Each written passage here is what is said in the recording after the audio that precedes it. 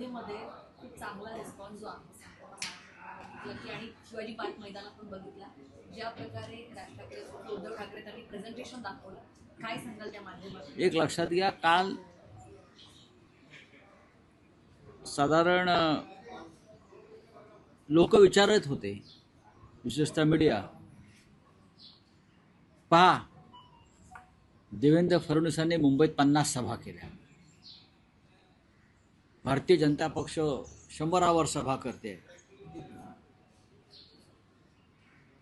Eknath Shinde helicopter आणि charter घेऊन मुंबई ठाण्यात फिरत आहेत, हेलिकॉप्टर मुंबई ठाणे.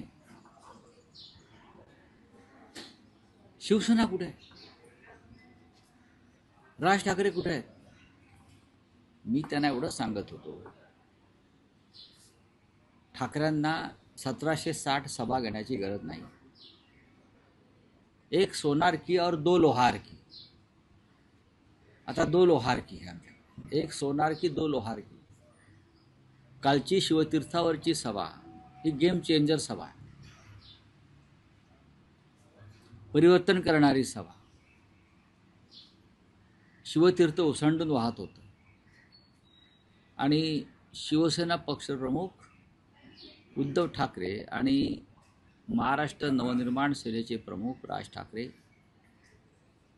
यांचं भाषण, यांचा विचार हा फक्त शिवतीर्थावर जमलेल्या अलोट गर्दीने ऐकला नाही, तर महाराष्ट्राच्या, देशाच्या कानाकोपऱ्यात जिथे जिथे मराठी बांधव आहेत ते काल त्या भाषणाकडे लक्ष देऊन होते आणि त्यांनी ते पाहिले. आपण जर आपल्या टीव्हीचे जे एक माहिती असते, इन्फॉर्मेशन असते, किती लोकांपर्यंत आपलं किंवा हे यूट्यूबर्स, म्हणजे तुफान कालचं भाषण हे महाराष्ट्रात आपला विचार कानाकोपऱ्यात गेला एका सभेनं. आज ठाण्यात सभा आहे आणि काल दोन्ही नेत्यांनी अक्षरशः तुफान निर्माण केलं. जे प्रेझेंटेशन राज ठाकरेंनी केलं अडाणी संदर्भात ते आतापर्यंत देशाच्या इतिहासात कोणीच केलं नाही. दूध का दूध, पाणी का पाणी. महाराष्ट्रच नव्हे, मुंबईच नव्हे तर देश एका उद्योगपतीच्या अंमलाखाली कसा आणला गेलाय. म्हणजे प्रधानमंत्री मोदी नसून अडाणी आहेत की काय, असा प्रश्न पडावा आम्हाला. सब संपत्ती सब भूमी गोपाल की होते एकेकाळी घोषणा, तसं सब भूमी गौतम अडाणी. काय चाललंय देशामध्ये? काल ते चित्र पाहून या देशाच्या जनतेलाही धक्का बसला असेल. शिवसेनेनं कायम उद्योगपतींना पाठिंबा दिलाय, कारण उद्योग वाढले तर नोकऱ्या वाढतील, हा बाळासाहेब ठाकरेंची एक भूमिका होती. मालक जगला तर कामगार जगेल, भांडवल आलं पाहिजे. आम्ही भांडवलदारांच्या विरोधामध्ये कधीच नव्हतो, कारण भांडवल, गुंतवणूक ही जेवढी एखाद्या राज्यामध्ये येईल तेवढा रोजगार वाढेल, राज्याची आर्थिक स्थिती सुधारेल, राज्याचा विकास होईल. पण भारतीय जनता पक्षानं जी वन विंडो सिस्टीम केली एका उद्योगपतीसाठी, त्याला आम्ही विकास किंवा उद्योग म्हणत नाही, तर त्याला आम्ही लूट म्हणतो. लूट. मुंबईचं विमानतळ हे मुंबई शहरातलं विमानतळ बाहेर काढतात, लक्षात घ्या.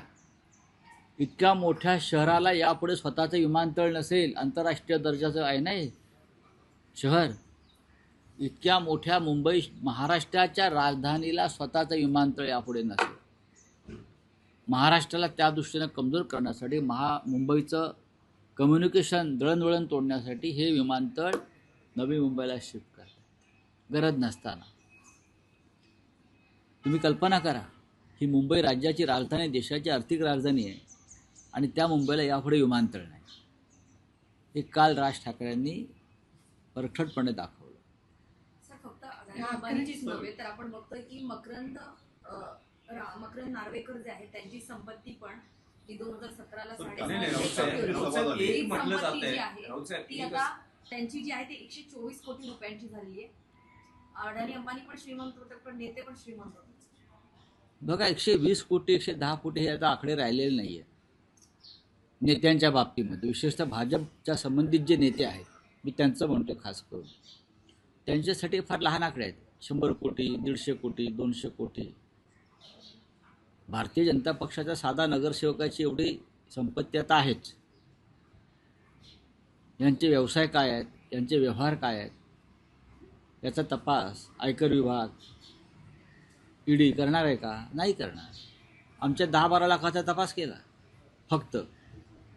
पण एका वर्षाभरात किंवा काही काळामध्ये भाजपच्या एका पुढाऱ्याची 124% संपत्ती काय वाढते आहे.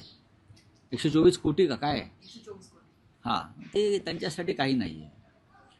काही लोकांचं फाईल क्लोज केली जाते कर्ज बुडवणाऱ्यांची. झाल्यात ना फाईल्स बंद झाल्यात ना फ्रॉडच्या, भाजपच्याच लोकांच्या मुंबईतल्या. बोली. ठाकरेंना अडाणी चालत नाही, पण चंगेज मुलतानी आणि जोरान ममतानी चालतोय. काल उद्धव ठाकरे आणि राज ठाकरेंनी अदानींवर हल्ला केलेला आहे. महापालिका निवडणुकीत ठाकरे विरुद्ध भाजप असं जे वॉर आहे, असं म्हटलं जातंय की 2 उद्योगपतींमध्येही वॉर, आणि हे वॉर आहे अंबानी आणि अदानींवर. ठाकरे कुटुंबाशी बाळासाहेबांपासून ठाकरे कुटुंबाचे अंबानींशी मैत्रीपूर्ण संबंध राहिले. आज जे वॉर म्हटलं जाते त्यात ठाकरे कुटुंब हे अंबानी ग्रुपच्या मागे आहे, आणि हे जे वॉर आहे ते 2 उद्योगपतींमधलं असल्याचंही म्हटलं जातं. मी आधी जे काय म्हणालो ते तुम्ही समजून घेतलं नाही, आणि राज ठाकरे काय म्हणाले तेही तुम्ही समजून घेतलं नाही. एखाद्या उद्योगपतीनं मुंबई, महाराष्ट्रात, देशामध्ये उद्योग व्यापार करायला काहीच हरकत नाही. त्यांनी त्याचा व्यापाराचा विस्तार करायला हरकत नाही. पण ज्या पद्धतीनं मोदी आल्यानंतर अडाणींचा विस्तार झाला त्याच्यावरती प्रश्नचिन्ह निर्माण केलं. मुंबईतले आमचा संबंध मुंबईशी आहे, महाराष्ट्राशी आहे. म्हणजे लहान लहान भूखंडावर सुद्धा अडाणींनी आता खुंट्या ठोकल्या. घाटकोपरला जिथे सगळ्यात मोठा अपघात झाला, ते होर्डिंग कोसळलं आणि 40 लोक ठार झाले, तो भूखंडसुद्धा अडाणीने घेतला. हो, ही 40 भूत रात्री येऊन गळा दाबतील अडाणीचा. म्हणजे काय आहे की नाही तो भूखंड, तिथे अडाणीच्या इमारती उभा राहता येतात.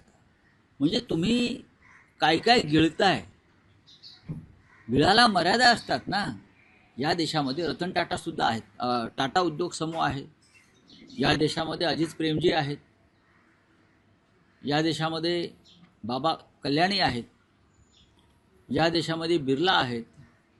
असे असंख्य उद्योग, नारायण मूर्ती, असंख्य उद्योगपती या देशामध्ये आहेत. त्यांनी देशाच्या आर्थिक विकासाला गती दिलेली आहे. महाराष्ट्रामध्ये मोठ्या प्रमाणात उद्योग व्यवहार व्यापार होत आहेत. कधी कोणाविषयी आक्षेप आला नाही. अडाणीच का गेल्या 5 वर्षात 10 वर्षामध्ये अडाणीच का? कारण अडाणी हा भ्रष्टाचाराचा पोशिंदा आहे, आणि मुंबई आणि महाराष्ट्रावर त्यांचा सगळ्यात जास्त डोळा आहे. म्हणून आमची लढाई आहे. अंबानी काय मुंबई गिळाला बसलेले नाहीत ना. अंबानी इथे राहतात, जगभरामध्ये उद्योग करतात. रिलायन्सनं या मुंबई महाराष्ट्रातल्या हजारो मराठी तरुणांना रोजगार दिलेला आहे. आमचा संबंध रोजगाराशी आहे. आमचा संबंध मुंबईच्या मोक्याच्या भूखंडावर कोण डोळा ठेवत असेल. मी म्हटलं ना, विमानतळ या शहरातला यापुढे विमानतळ नसणार आहे. मुंबई शहराला न्यूयॉर्कमध्ये विमानतळ नाही, दिल्लीमध्ये विमानतळ नाही, ही कल्पना कशी वाटते तुम्हाला? बेंगलोरमध्ये विमानतळ नाही, हा कशी कल्पना वाटते तुम्हाला? या सगळ्याच्या वर मुंबई शहर आहे.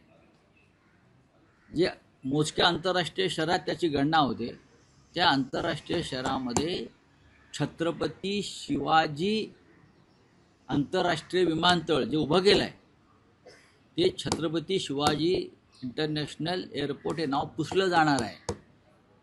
हे काल आपण काळजीपूर्वक ऐकायला पाहिजे होतं. मुंबईला विमानतळ नाही. कुठे तुम्ही करालो, पण मुंबईत विमानतळ नाही, या शहरामध्ये विमानतळ नाही, एअरपोर्ट नाही. जोरान ममतानी चालतो. नितेश राणे ट्विट करून सांगतो, हो, चालतो ना. ठाकरेंना अडाणी चालत नाही, नाही, पण चंगेज मुलतानी मग अडाणीची चाटत बसा ना. महाराष्ट्र आणि मुंबई लुटणाऱ्या अडाणीची चाटत बसा तुम्ही. तुम्ही चाटेच आहात सगळे. बघा, ममदानी हा न्यूयॉर्कचा मेयर, त्याचा भारताशी काय संबंध आहे? त्याला न्यूयॉर्कच्या जनतेनं निवडून दिलेला आहे, आणि अमेरिकेत तुमच्या लाडक्या ट्रम्पचं राज्य आहे. अभ्यास करा आंतरराष्ट्रीय विषयाचा. आणि ममदानीची आई मीरा नायर, हे नाव त्याला माहिती आहे का? विचार. ममदानीची आई मीरा नायर हे नाव माहिती आहे का? नाही. तुम्हाला सर्वसमावेशक नेतृत्वाला तुम्ही जी नावं ठेवताय, भारताला सगळ्यात मोठा धोका भारताच्या लोकशाहीला अशा लोकांपासूनच आहे. ममतानी न्यूयॉर्कमध्ये जिंकून आला ना. भारतीय वंशाचा एक तरुण, तो कोणत्या जाती धर्माचा असेल, ज्याचं आईचं नाव मीरा नायर आहे, ते जगातली एक बेस्ट फिल्म प्रोड्युसर आणि डायरेक्टर, गुजरातचेच आहेत ना. हे त्यांचं मूळ गुजरातमध्ये आहे. हे माहिती आहे का त्यांना? काय माहिती आहे? त्यांचा अभ्यास आहे का? नाही. हे अर्धसंगी आहेत, ते पूर्णसंगी नाही आहेत. आणि अर्धवट डोक्याचे किंवा अर्धसंगी लोक असतात, ते जास्त डेंजर असतात. तुम्ही ज्या ठाण्यानं शिवसेनेला पहिला महापौर दिला, त्या ठाण्यात आज ठाकरे बंधूंची पहिली जाहीर आहे सभा ना. होते. मिशन किंवा टार्गेट कोण आहे? कारण गेल्या 15-20 वर्षातलं राजकारण बघितलं तर एकनाथ शिंदे यांचं वर्चस्व राहिलेल्या ठाण्यावर. माझ्या हातात असतं तर मी आजच्या सभेचं अध्यक्षस्थान गणेश नाईकांना दिलं असतं.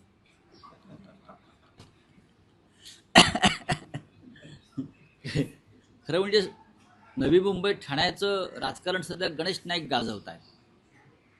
आणि गणेश नाईकचा प्रत्येक शब्द आणि शब्द तोलावा आणि मापावा अशा प्रकारे ते टाकत आहे. आत्ताच मी त्यांचं एक मुलाखत ऐकत होतो. गणेश नाईक काय चुकीचं सांगतायत? भ्रष्टाचार ज्या पद्धतीने या 2 शहरात केला गेला, गणेश नाईक म्हणतात तुम्हाला तुरुंगात जावं लागेल ह्या लोकांना एक दिवस. खरं आहे ते. या लोकांना तुरुंगात जावंच लागेल. हे कोण सांगतंय? तर फडणवीस यांच्या कॅबिनेटमधला भारतीय जनता पक्षाचा एक मंत्री सांगतोय. कोणाविषयी सांगतोय? तर फडणवीस कॅबिनेटमध्ये जे डेप्युटी CM आहेत त्यांच्याविषयी सांगतोय. फडणवीसांनी गणेश नाईकांना शांत केलंय का? नाही ना. याचा अर्थ गणेश नाईक जे बोलत आहेत ते फडणवीसांना हवंय तेच बोलत आहेत. कळलं? लवकरच आम्ही गणेश नाईकांचा नागरी सत्कार करणार आहोत. जाहीर नागरी सत्कार असेल का? आणि तो ठाण्यात असेल का? का करू नये?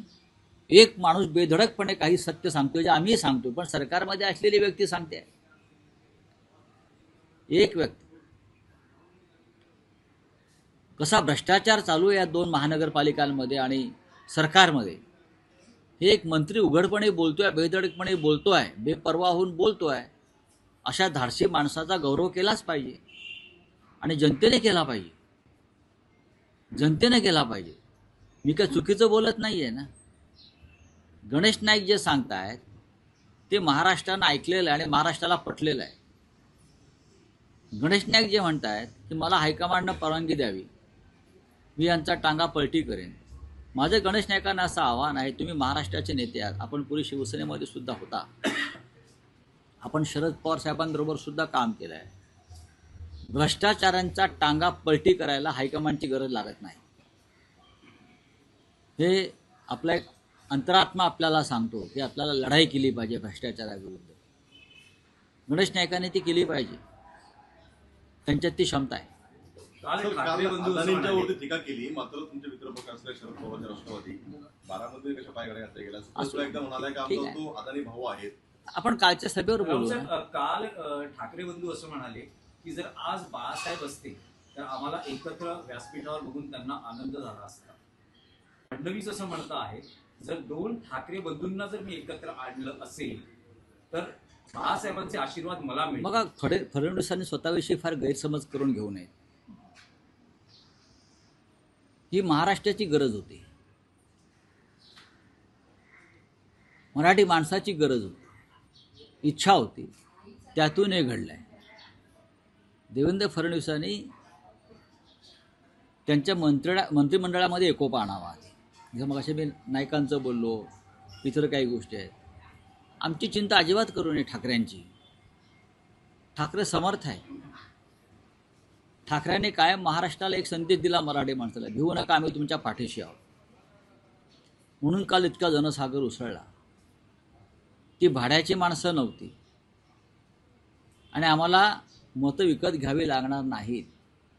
भाजपचा आजचा भाव आहे, ठरलेला आहे सेंट्रल ऑफिसचा महाराष्ट्रातल्या, जर शिंद्याने 10,000 रुपयाला मतं विकत घ्यायचा प्रयत्न केला तर तुम्ही 25,000चा भाव लावा. आणि अनेक ठिकाणी ही पाकिटं जायला लागलेली आहेत आणि अनेक ठिकाणी लोकांनी हे पैसे फेकलेले आहेत. तुम्हाला त्याचे व्हिडिओ लवकरच येतील.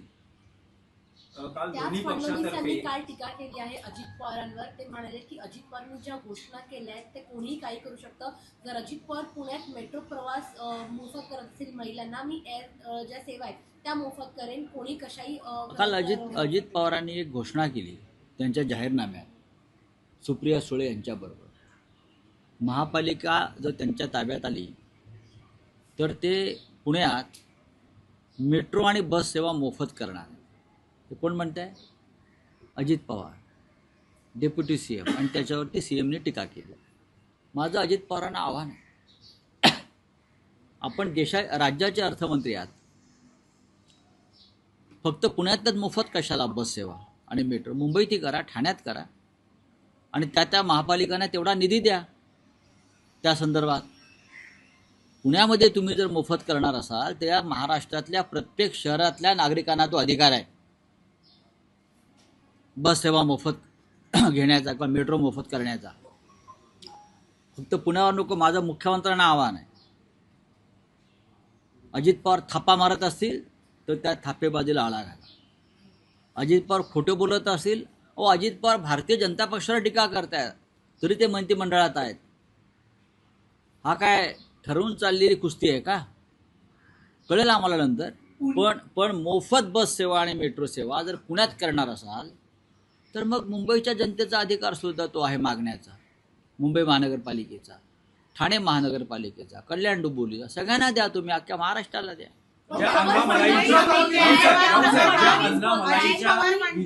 ज्या अण्णामलाईंच्या विधानामुळे मुंबई बाबतीत जे त्यांनी विधान केलं, मोठा वाद निर्माण झाला. शिवसेना, UBT असेल किंवा ठाकरे असतील, त्यांनी अटकेची मागणी केलेली आहे. तेच अण्णामलाई असं म्हणतायत की मी या धमकीला घाबरत नाही आणि मी महाराष्ट्रात परत येणार. हो, मग स्वतःला शिवसेना म्हणून घेणार एकनाथ शिंदेच्या याच्यावरती काय म्हणणं आहे? नाही, मला खरोखर समजून घ्यायचं आहे की मुंबई महाराष्ट्राची नाही असं सांगणारा भाजपा नेता पुन्हा पुन्हा आम्हाला धमक्या देतो आहे.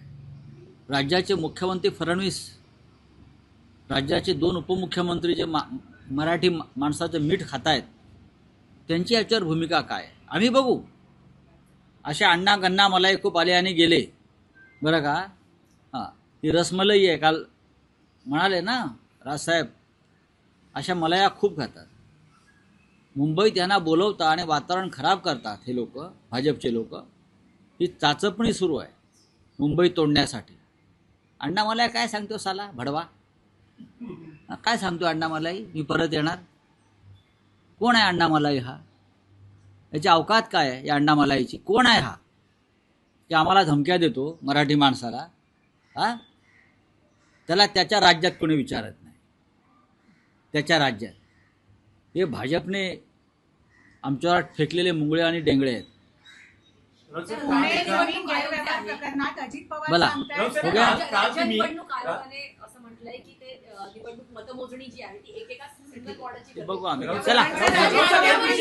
संदर्भात